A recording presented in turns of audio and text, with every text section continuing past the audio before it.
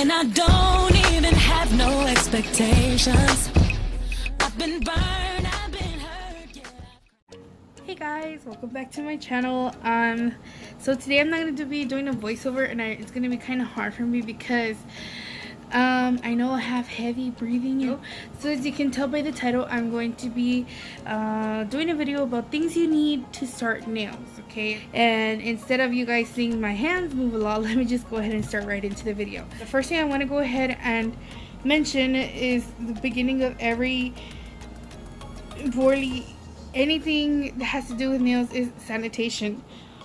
This is alcohol. I do it in two presentations. I do a spray, so I can spray both my clients and spray my table, and then I like the pump bottle form, so that way I can just like get like a lint-free wipe and like pump it and use that. So I use alcohol. This is 91% isopropyl alcohol, and I get it at Walmart, I believe, for like $1, which probably right now you cannot find it because of everything going on. But yes, this is what I currently use. My first and number one most important things you need for when you start doing nails, even if it's just on yourself, sanitation is key. So for the next item, I'm going in the way that I kind of use, do a set. Once you start off your nails, even if you're doing it on yourself, you want to start just spraying alcohol on it. After you do that, you want to make sure you push back your cuticles. This is one of my favorite cuticle pushers. This is a stainless steel cuticle pusher. Although if you are a beginner, I do recommend that you start with orange wood stick just before you start getting into this, because I mean, speaking for myself, I am kind of like tosca person, so I would like, I'm really hard on the hand. So yeah, but cuticle pusher is the next thing on our list. After this, you really want to go ahead and try the next step of doing your nails, which is also on my list, are files. Okay, when you are a beginner, and this is speaking personally for myself, I personally did not start off with a drill. I started hand filing, and up to this date, with certain people, I like my sister, I only do hand filing. So these are the two files that I currently use right now. I have been using these the most. I really like these because they are washable and disinfectable, but just to be sanitary, I only use, like, let's say for my sister, I have a little baggie of the files that I use just for her, and I just wash and disinfect and let it dry and put it in her little baggie that I use for that. Because this one, even after the first use, it is still pretty, like, the coarseness still stays. And of course, the only thing also I want to let you guys know about files, most of the files, if not all of the files that I've ever gotten, I've mentioned this in a video before, is what I like to do is, like, for instance, grab another file and I like to like file the edge, because these edges are pretty sharp and you want to try to avoid cutting your clients or even yourself, because like for instance, I just started doing my own nails. So I mean, I noticed right away because I would cut myself. So after the first time I noticed that, I was like, okay, well, these edges are so harsh, so that's why I decided just to start like filing off the harsh edges. This is my favorite, one of my favorite files. I do buy it by the pack. Let me show you how the pack looks. I'm actually gonna try I have a different style, which is the long regular board, but since I still have another pack of these, that's why I still haven't opened this one. And they basically run the same price. I have it at my local beauty supply store for like $13.25. That's what I pay for this pack, which comes 25 packs, and they're both 100/180 grit. For this file, I bought these off of I don't remember what website it is, but if I remember, if I'm able to find it, I'll go ahead and insert like the name of the website or something. I have my pros and its cons with this one because first of all, this one is not washable or disinfectable, but besides the fact, when I use this one for like a client that only likes to do, nails with the hand file, this one is actually it dulls out pretty fast. Like the grit of it like wears out really fast. So perfect for a one-time use, but not good for people that like long nails. These are perfect for somebody with regular short nails, which here in my area, all my sisters basically like short nails. So this one's perfect for them. That's what I would use for them. So moving along, because I'm trying not to talk a lot and not to take up a lot of time.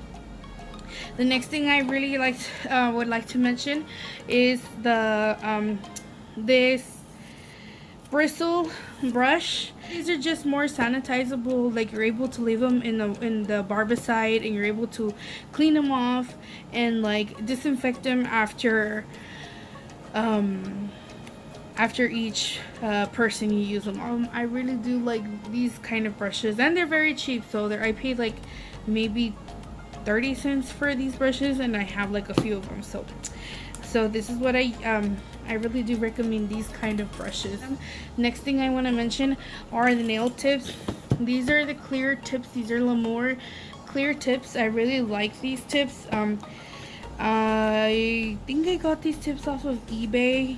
I really enjoy Laredo brand tips because they're super thin, so they give you flexibility. If you want somebody that has like a more C curve, you can bend the tips like that and give them that like C curve that they really want. Also, it's like, because they're thin, you're able to, like, for me personally, because I'm very heavy-handed, literally, and speaking work wise, I'm very heavy-handed. So like the acrylic, you can the thinner the tip, the more layers of different color. Like, you can add the glitters, and you can add caviar beads, and you can add different kinds, and you're able to layer it without having the like super thickness. Whereas if you had like the other tips that I used to use before, I felt that the tip was super thick, so I can only go so much thick in the layer, which would restrict me of being able to do some encapsulated designs. Okay, so the next item I do want to talk about is the glue. I'm going to share with you guys my tried and true glue that I love so much with all my heart. It is the Big Bondini Plus glue. This is my favorite glue. I love it and I hate it, but I love it more than I hate it. The only reason that I don't like it is that the brush, and I think this is with mostly all brush on glues, it sticks, like, in it glues on. As long as you leave it like on a flat surface, at least for me, it works a lot. And this glue I really recommend it if you can get your hands on it. I love this glue so much. Recently, ever since I started watching YouTube, I noticed that a lot of people use this KDS glue, and honestly, they are really onto something. I really love this glue. It's so inexpensive, and the good thing about it is that, like, as long as you leave it, I keep it in a dampened dish, so as long as you leave it upright, like you don't leave it down, you can still use it on more than one use. As long as you have it upright, it won't stick. The next thing on the list that I see are nail clippers and or scissors. My personal preference is scissors. I have these little scissors, and basically what you want to use these are for cutting the tips, the plastic tips. I like using these to cut the shape of the when I do coffin nails. Also, you can cut the tips like this. You can go ahead and invest like in a tip cutter. The scissors are more of a multi-use, whereas you can cut the tip this way. You can also use these same tips to cut the tip into shape, whether it be a stiletto or coffin or ballerina, whatever you call it. So I really like these scissors for that. They do the job for me. So after that, your next important step is your prepping and priming. This is what I use to prep and prime. I used to use the C&D, the one in the glass blue bottles. I really like the dehydrator from there, but the primer just wasn't doing it for me, and I've tried different primers, but this one has been like so far working for me really well. Very minimal lifting, and you know, it's acid free, so you don't hurt your client, and it doesn't really itch, so it's really good. This nail prep actually lasts a good long time, and they're both from Mia's Secret. So these are the ones that I use and that I would recommend because they are inexpensive. You can find them on Amazon, and some stores even sell them as like a duo set, so you can get both of these at a lower rate, I guess you could say. Okay, so the next thing you want to do whenever you do set is put down your napkins. I, just like a lot of people here on YouTube or in real life, these are my favorite towels that I use. They're super absorbent, and they're really extra like soft, and they actually absorb a lot, which is these Viva towels. I know it's super big. These are the towels that I use. I get these actually at Walmart. The Viva towels are really good, and those are the ones I really like and I prefer, especially because they have the choose a sheet sizing, so it's like a thin one, and you can just fold it and you're good. Next thing you want to know is your dampen dish, which is actually the little recipient that you're going to be putting in your monomer, which is the next item that I was going to mention. So you're going to want a dish to be able to put your monomer in. I really love my dampen dish. This is the one I use. I believe I paid about $2 for it in my local beauty supply store. Obviously, the next thing you're gonna need is a liquid monomer. I use the Easy Flow monomer because it's my tried and true. I really love it. Yes, I know some people say that it is wrong using a different brand monomer with a different brand acrylic, but you know, rules are meant to be broken, so whatever, don't come for me. So I use the Easy Flow liquid monomer, and for my powder, which is the next item that you need, I love organic nails. I actually do like this one, but before this one I would use also the Easy Flow polymer. I really loved them both, but this powder is just like, I don't know, there's something about the acrylic system, the organic nail system, that I really like. So yeah, the next thing you need is acrylic powder. For beginners, I would suggest that you just don't fan out just yet, just like with glitters and colors and everything, only because it's good to know the basics first. At least that's what I thought, because I started off with, on honestly, the Walmart set that the Kiss Walmart set that you buy, or I believe back in the day it was called Naylene, but now they have like a Kiss set that you can get in Walmart. That is what I used to start with it, but these are just alternatives that you can use if you don't want to go out and get the set from Walmart. I actually really love this brand with the acrylics. They're really good. So as long as you get like the clear down, then you can start venturing off to like mixing glitters and mixing colors. Trust me, when you start mixing colors, you're gonna have to buy a big clear acrylic, because mixing colors, I don't know if it's just me or because I know another friend of mine, it was something really big. Like when you start off with nails and you start mixing acrylic and glitters, you go crazy and you start making your mixes, and like it's just super fun. So you can make your own custom stuff as well. I'm sorry if I'm boring you guys. It's because I'm trying to be the most informative I can, because I wish I would have had a video something like this when I started doing nails, but I mean right now I've seen a lot of people do it, so I just wanted to give my version of what I would use if I were to start doing nails again. So after the monomer and the powder, one of the main tools that you will need are your acrylic brushes. These are the ones that I use and I love the most. I got this one in my local beauty supply store, which is one of my recent purchases, and I actually really like this one. And then my tried and true, my favorite brush is actually this brush that I got back in 2009. One of my friends from high school, we started playing around with the acrylic nail stuff back in the days, and she gave up on doing nails, but so she gave me this brush and I've kept it ever since. So this brush is pretty old, but I have been keeping it. This brush is pretty old, but I have been keeping it in pretty good shape. I don't know if you can tell, like, it's really good shape.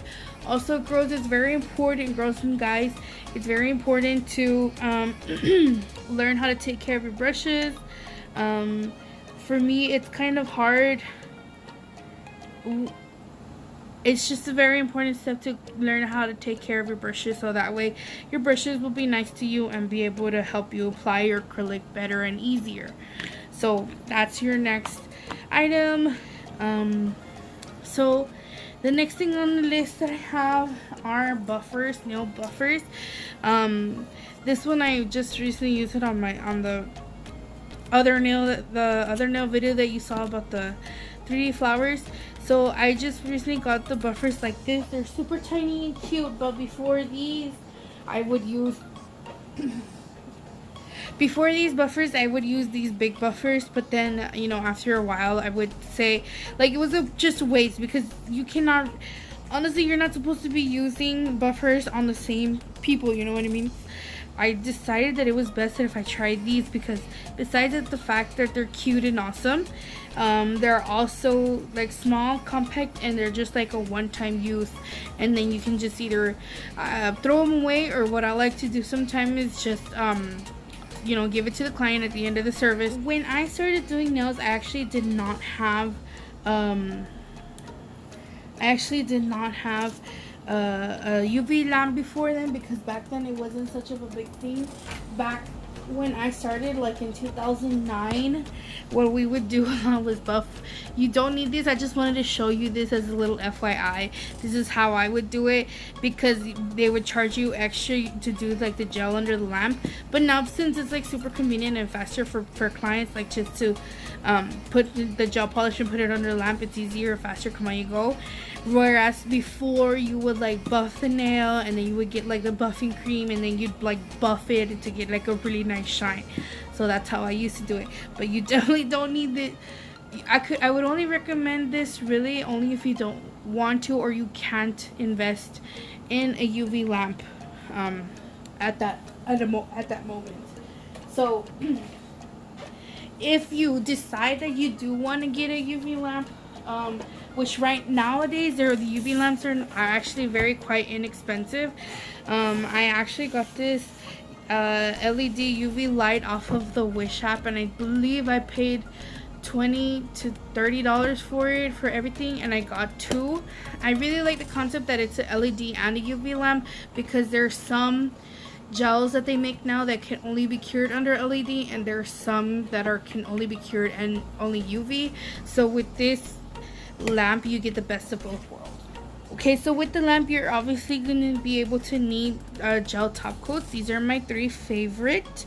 This is the infamous IBD Intense Seal LED UV gel no cleanse top coat. Sorry, try saying that 10 times fast. So this is one of my favorite ones, my tried and true. This is an oldie and a goodie, my ride and die. I really love this one. I started using this Glaze and Go back in the days when I started seeing my friend Holly do nails. She really would use this one all the time, and I really like the finish. And so to this day, I really love this top coat. And it's also tack free, so you don't have to worry about the inhibition layer or the sticky tacky layer after you take your nails out of lamp. I recently found out about this beauty, And the only reason I found out about this one is because I was actually in the market for a matte gel top coat, which, by the way, I really love this one. I would do a video about this one later. But I noticed that they have a gel top coat, and which is like the no wipe. So I decided to try it, and guys, this is a game changer. I love this gel so much. I actually think that it can give the IBD a run for its money. I really love both of these. It's just that I cannot decide which one I love the most because they're really good. I just really love these. Are my two favorite gels that I use. So yeah, this is the last item I want to go ahead and mention. This is a Cuticle Oil. It's just that finishing touch, you know, what you want your client or yourself even to just get that little extra pamper feeling towards the end of your set. When you have like good and happy cuticles, your nails would look even more flawless, and your the finishing look is more polished and more chic, you know. So having a cuticle oil is really good, especially for if you are wanting to take after pictures. Once you're done with the designs, it'll make your clients' cuticles look so much better for pictures. So there's really no right or wrong in cuticle oil. They're usually all do the trick. I currently have this one, which is the vanilla and peach smell, which I'm not really much of a fan, but I really love the bottle. So once I finish it, I can buy another one and just refill this bottle because it's so cute. So so yeah, guys, this is all for my video. If you guys have any questions or any concerns, or if you have any comments, or if you have any you know, any advice that you'd like to give me as well, I'm more than happy to receive it in the comments down below. Thank you guys so much for watching this video. If you have any suggestions or any you know, requests of nails that you want me to go ahead and try, or if anything you want me to review, I'll be more than happy to take a look at that for you. Just go ahead and leave your comment down in the section below. Don't forget to like this video with a big thumbs up, subscribe to my channel, and hit the notification bell if you want to go ahead and get notified for my videos. Thank you guys so much for watching, diamonds, and until next time, I'll see you soon. Bye.